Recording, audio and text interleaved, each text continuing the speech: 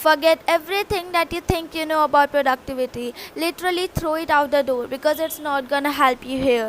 In fact, I'm going to change your entire mindset around this. मैं बात कर रही हूँ टाइम मैनेजमेंट के सबसे बड़े सीक्रेट की, जो आज तक आप सभी लोगों से छुपाया गया है, लिटरली सभी लोगों से. The more you slow down, the more time you get. And ये कोट आपको बहुत ही अजीबोगरीब लग रहा होगा, बिकॉज हमेशा से हम लोगों को बताया गया है हसल हार्डर का मतलब होता है हार्ड वर्क, और हार्ड वर्क करते हैं तो हमें टाइम मैनेजमेंट करना आ जाता है.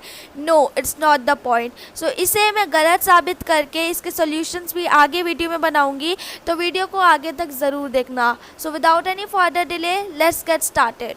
Step number 1, set a clear goal. Like आपने बहुत बार ये सुन लिया होगा, set a clear goal, set a clear goal, but आपको आज तक समझ नहीं आया कि क्लियर गोल होता क्या है. लाइक फॉर एग्जाम्पल, आपने गोल बनाया that you have to buy a cake, but आपको केक लाना कहाँ से है, what the way around it. And अगर आपको वो रास्ता ही नहीं पता, then you will just roam around, and आपको पता ही नहीं है, आप एम्प्टी ऐसे ही घूमते रहेंगे और अपना टाइम वेस्ट करते रहेंगे. यही तो प्रॉब्लम है आज के टाइम की. हम गोल बना लेते हैं, बट उस गोल तक पहुंचने का जो रास्ता है वो हमें पता ही नहीं है, एंड इसके चक्कर में हम एक्शन नहीं ले पाते. एंड एक्शन के बिना एक ड्रीम सिर्फ और सिर्फ एक विश होती है, एक गोल सिर्फ और सिर्फ एक डिज़ायर होता है. Step 2 is your goals must sound realistic and simple. देखो, मोस्ट ऑफ अस क्या करते हैं, वो करते हैं कि आज मुझे सारे सब्जेक्ट का सारा सिलेबस कर लेना है, आज मुझे इस सब्जेक्ट का पूरा सिलेबस कर लेना है. नो, आप ऐसा नहीं कर सकते. तो आप एक ऐसा गोल बनाइए ताकि आप उसे अच्छे से पूरा कर पाए, and at the end of the day you will not regret कि भाई मैं ये कर ही नहीं पाई, क्योंकि आपने एक ऐसा गोल लिखा था जो कि करना ही इम्पॉसिबल है. एंड आई नो आप बहुत ज़्यादा मेहनत करेंगे तो आप वो भी कर लेंगे, लेकिन मुझे पता है कि आप मेहनत नहीं कर पाते, आप इतना ज़्यादा नहीं पढ़ पाते, टाइम मैनेजमेंट इतना नहीं कर पाते. जब भी आपने इस वीडियो पे क्लिक करा है तो सब्सक्राइब तो ज़रूर कर देना.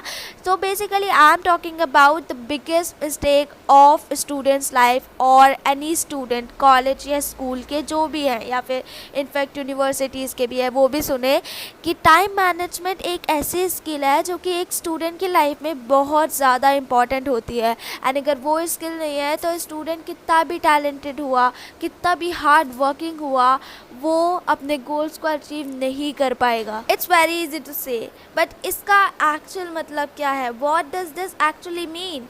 So it means that if you don't have set a actually clear goal, you don't know what destination you are going towards, because you don't know about the journey, the outcomes and the way to go there.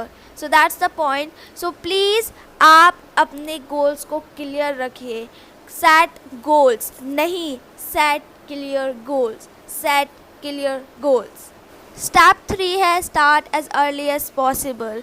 देखो, हम लोगों में से बहुत सारे लोग, in fact मैं भी हूँ इन सब में से, हम क्या करते हैं, सुबह 10 बजे, 11 बजे, 12 बजे उठ रहे हैं, बट हमें पता ही नहीं है कि ये हमारी लाइफ का इतना सारा कीमती टाइम वेस्ट कर रहा है. देखो, मॉर्निंग जो टाइम होता है ना, वो बहुत ज़्यादा स्पेसिफिक और बहुत ज़्यादा प्रोडक्टिव होता है. लिटरली आपने भी नोटिस करा होगा, जब आप सुबह जल्दी उठेंगे then you will get to work immediately. Like आप एक सेकेंड थॉट नहीं लेते, आपका सुबह उठने का मतलब ही है you will get to work. But अगर आप उसमें भी फ़ोन देख रहे हैं, उसमें भी आप अपना डिस्ट्रैक्शन जो है वो कर रहे हैं, then problem is in not the time management strategy, problem is you. because आप इतना ज़्यादा डिस्ट्रैक्टेड है कि एक सिंपल सा फ़ोन आपको आपके गोल से अलग कर सकता है. देखो, आप जब सुबह जल्दी उठेंगे ना, तो आप थाउजेंड्स ऑफ लोगों से ऑलरेडी अलग हो चुके होंगे, क्योंकि बहुत सारे लोग उस टाइम सो रहे होते हैं, आपके कॉम्पिटिटर्स उस टाइम सो रहे होंगे, but you are studying hard, you are working for your future. And जो लोग 11, 12, 10 बजे उठ के ऐसा कूल साउंड करने की कोशिश करते हैं कि भाई मैं तो 11 बजे उठाऊँ, भाई मैं तो 12 बजे उठाऊँ, भाई मैं तो 10 बजे उठाऊँ, उन्हें प्लीज़ जाके बताइए कि इट्स नॉट कूल, क्योंकि इसका मतलब है कि आप इतने डम है, आपके पास इतना अच्छा, इतना स्पेसिफिक, इतना कीमती टाइम है, but you are wasting that time. देखो मैं भी उसमें से एक हूँ, मैं भी उसी थाली में आती हूँ, बट मैं कभी मतलब I am not the person who जल्दी उठने का ट्राई नहीं करती। मेरा हर बार गोल रहता है मैं जल्दी उठूँ, क्योंकि मैंने नोटिस किया है जब मैं जल्दी उठूँगी I will work as hard as possible. जब भी मैं जल्दी उठूँगी तो स्टार्टिंग के 1 2 3 या 4 आवर्स मेरे इतने ज़्यादा प्रोडक्टिव जाते हैं, मैं अपना सारा वर्क कंप्लीट कर लेती हूँ। एंड लिटरली अभी जो मैं वीडियो शूट कर रही हूँ it's currently 9-10 AM right now, and इसलिए let's see how badly you should want it. आपको इतने अच्छे से प्रिपेयर करना है कि आपके पास कोई अनप्रिडिक्टेबल भी क्वेश्चन आ जाए यू विल नॉट हेजिटेट, क्योंकि आपने वो प्रिपेयर कर रखा है भाई। सो इसलिए टाइम मैनेजमेंट सबसे ज़्यादा इंपॉर्टेंट है, एंड उससे भी ज़्यादा इंपॉर्टेंट है टाइम को मैनेज के लिए टाइम बनाना। टाइम बनाने के लिए आपको सुबह जल्दी उठना पड़ेगा, so start waking up early. देखो मुझे पता है कि सुबह जल्दी उठना अच्छा नहीं, मतलब सुबह जल्दी उठना आसान नहीं होता है, मैं भी नहीं उठ पाती हूँ, बस इसका मतलब ये नहीं है मैं अपनी कंसिस्टेंसी तोड़ दूँगी। मेरा गोल सुबह जल्दी उठना नहीं था, मेरा गोल था सुबह जल्दी उठ के अपने गोल्स को कंप्लीट करना। तो अगर सुबह जल्दी नहीं उठ पा रहे हो तो अपने गोल्स को एटलीस्ट, अगर 10 बजे उठ रहे हो, 11 बजे उठ रहे हो, तो 1-1 घंटा कम कर करके आप सुबह जल्दी उठ जाओगे, एंड 5 बजे तक आप धीरे धीरे पहुंच जाओगे। ऐसा ही होता है। एंड अगर आपको बहुत ज़्यादा जल्दी उठना है, लाइक आपको कल ही उठना है, तो प्लीज़ स्टार्टिंग स्लीपिंग अर्ली, क्योंकि अगर आप जल्दी सोओगे तो आप खुद ही खुद जल्दी उठोगे। देखो अभी मैं आपको एक चीज़ बताती हूँ, वो चीज़ है कि जब आप सुबह जल्दी उठोगे या फिर सुबह लेट उठोगे, लाइक आप आज लेट उठे हो, आप इसे 10 या 11 बजे देख रहे हो इस वीडियो को, तो इमेजिन आप इसके बाद कोई वर्क नहीं कर रहे हो, लाइक आपको लग रहा है कि आपका दिन वेस्ट हो गया। नो, आपका दिन वेस्ट नहीं हुआ, you have to work for your goal, क्योंकि टाइम आपके पास अभी भी है। आप और ज़्यादा टाइम वेस्ट करोगे अगर आप वो चीज़ें करोगे। देखो 8 घंटे की स्लीप बहुत ज़्यादा इंपॉर्टेंट होती है, तो कभी स्लीप को सेक्रीफाइस मत करना।